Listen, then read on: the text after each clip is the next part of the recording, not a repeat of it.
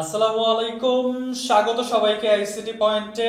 এই মুহূর্তে তোমাদের জন্য দুটি আপডেট রয়েছে শিক্ষা সংক্রান্ত, যার মধ্যে একটি হচ্ছে যারা এইচএসসি 2020-এ মান উন্নয়নের জন্য বোর্ড চ্যালেঞ্জ করেছিলে, তাদের বোর্ড চ্যালেঞ্জের রেজাল্ট আগামীকাল অর্থাৎ 28 ফেব্রুয়ারি প্রকাশ করা হবে।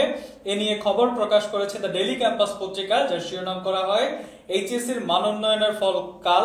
এছাড়া আরো একটি আপডেট জানাবো। তোমরা জানো যে 17ই মার্চ থেকে কিন্তু শিক্ষা প্রতিষ্ঠানগুলো বন্ধ রয়েছে।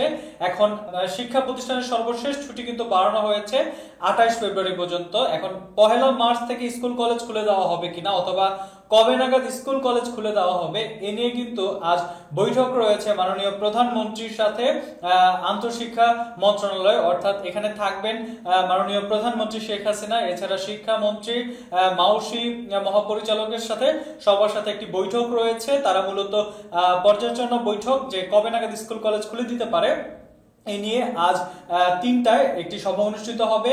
কি আপডেট আসে সেটিও জানিয়ে দিব। তো প্রথমেই আমরা জেনে নেই যে এইচএসসির মান উন্নয়ন সম্পর্কে কি তথ্য দেওয়া হয়েছে।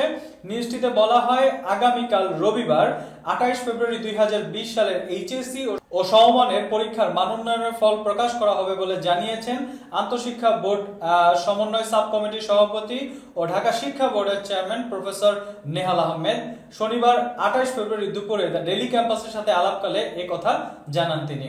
প্রফেসর নেহাল আহমেদ বলেন, কাল রবিবার এইচএসসি তে মান উন্নয়নের আবেদন করা শিক্ষার্থীদের ফল প্রকাশ করা হবে। দেশের সবগুলো শিক্ষা বোর্ডের মান উন্নয়নের আবেদন করা শিক্ষার্থীদের ফল একসঙ্গে প্রকাশ করা হবে। তথ্য মতে গত জানুয়ারির 31 জানুয়ারি থেকে 6 ফেব্রুয়ারি পর্যন্ত ফল পুনর্মূল্যায়নের আবেদনের করার সুযোগ পান শিক্ষার্থীরা। এতে প্রায় 15,000 শিক্ষার্থী মান উন্নয়নের জন্য আবেদন করেছেন। এদের মধ্যে বিজ্ঞানের সবচেয়ে বেশি, আর বোর্ডগুলোর মধ্যে ঢাকা শিক্ষা বোর্ডের সবচেয়ে বেশি রিভিউ আবেদন পড়েছে। প্রসঙ্গত গত 30 জানুয়ারি এইচএসসি সমমানের পরীক্ষার ফল প্রকাশ করা হয়। তোমরা যারা মান উন্নয়নের জন্য আবেদন করেছিলে তাদের আগামীকাল এই মান উন্নয়নের রেজাল্টটি মূলত প্রকাশ করা হবে। তোমরা আবেদনের সময় মূলত একটি মোবাইল নাম্বার দিয়েছিলে আবেদন করার সময়। সেই মোবাইল নাম্বারে যাদের ফলাফল উন্নত হবে, মানে আগের যে ফলাফল তার থেকে বৃদ্ধি হবে, তাদের মূলত ওই মোবাইল ফোনে SMS এর মাধ্যমে বিষয়টি জানিয়ে দেওয়া হবে। আর যাদের মেসেজ আসবে না, ধরে নিবে যে তাদের ফলাফলের কোনো পরিবর্তন ঘটেনি। এই জন্য তোমাকে পুনরায় কোনো আবেদন বা কোনো মেসেজ পাঠাইতে হবে না। যেই নাম্বার দিয়েছো সেখানেই মূলত তোমার ওই তথ্যটি পৌঁছে যাবে।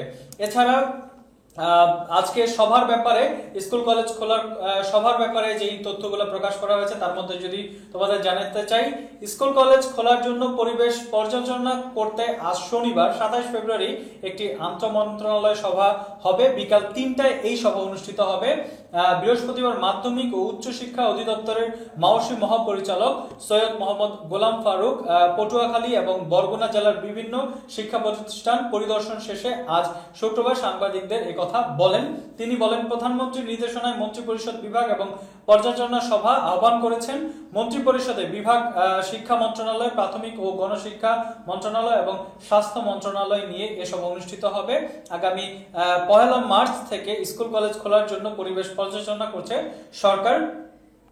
অর্থাৎ এইখানে মূলত একটি সভা অনুষ্ঠিত হবে যেখানে শিক্ষা মন্ত্রণালয় থাকবে, প্রাথমিক ও গণশিক্ষা মন্ত্রণালয় থাকবে এবং স্বাস্থ্য মন্ত্রণালয় থাকবে। 3 মন্ত্রণালয় মিলে একটি আলোচনা সভার মাধ্যমে তারা সিদ্ধান্ত নেবেন যে আসলে স্কুল কলেজ খোলা কি সম্ভব কিনা 1 মার্চ থেকে, অথবা কবে নাগাদ খোলা যেতে পারে। তাতে কিন্তু প্রধানমন্ত্রীও সংযুক্ত হচ্ছেন।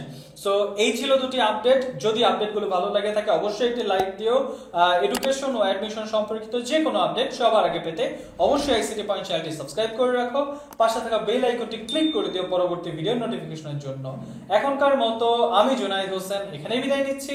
খুব শীঘ্রই দেখা হবে নতুন কোনো টিউটোরিয়ালে নতুন কোনো আপডেট নিয়ে। সে পর্যন্ত সবাই ভালো থাকো। আল্লাহ হাফেজ।